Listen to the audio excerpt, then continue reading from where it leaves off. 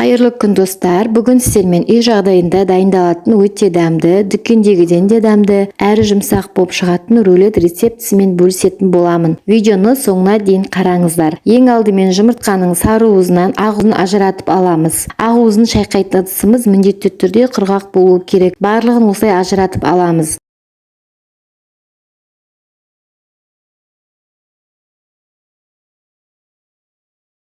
Ал енді қантымыздың жартысын сары уызымызға саламыз. Бірінші ақ уызымызды миксерлейтін боламыз. Қантты сала отырып миксерлейміз.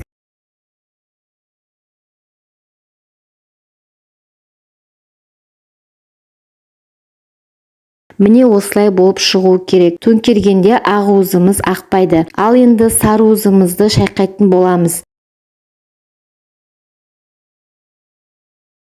Бірінші оған күнбағыс майын, сүт қосып жақсылап миксерлейміз.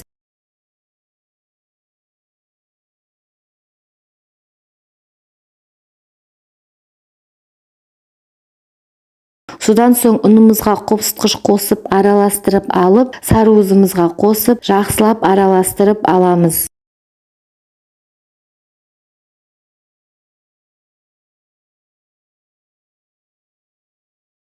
Енді осы массамызға ақ уызымызды қосып, силиконовый күрекпен немесе мен сияқты қасықпен жоғарыдан төмен араластырамыз.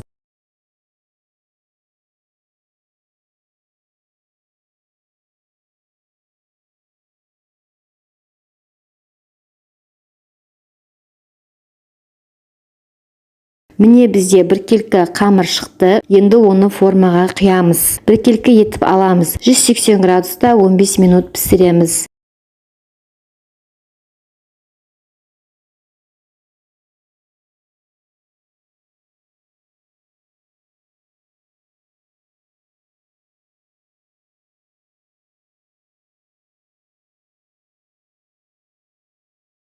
Міне 15 минут ұстадым. Енді осыны былай аударамыз. Пергамент қағазымызды алып тастаймыз. Үстін сүлгімен жауып, ыстық күйінде орап тастаймыз. Толықтай суығанша 20 минут кетеді. Тығыз орап қажет емес, аралары кішкене ашық бола береді. Рулетіміз толықтай суыды. Ақырындап аламыз, салмамызды саламыз. Салмасын өз қалауларыңыз бойынша салсаңыздар болады. Мен құлпынай вареньесін жағамын. Жағып болдым. Енді шетінен бастап тығыздау етіп орауымыз керек. Ешқандай да сынбайды. Үстіне шоколадымызды құямыз. Ол да негізі міндетті емес. Шоколадтың үстіне сармай салып, водяной баняда ерігенше ұстаймыз. Енді осылай шоколадымызды құйып шығамыз әдемілеп. Рулетіміз дайын болды. Өте дәмді болып шықты. Міндетті түрде жасауға кеңес беремін. Ұнайтынына толықтай сенімдімін. Астарыңыз дәмді болсын. Сіздермен бірге болған Алтын. Кездескенше достар.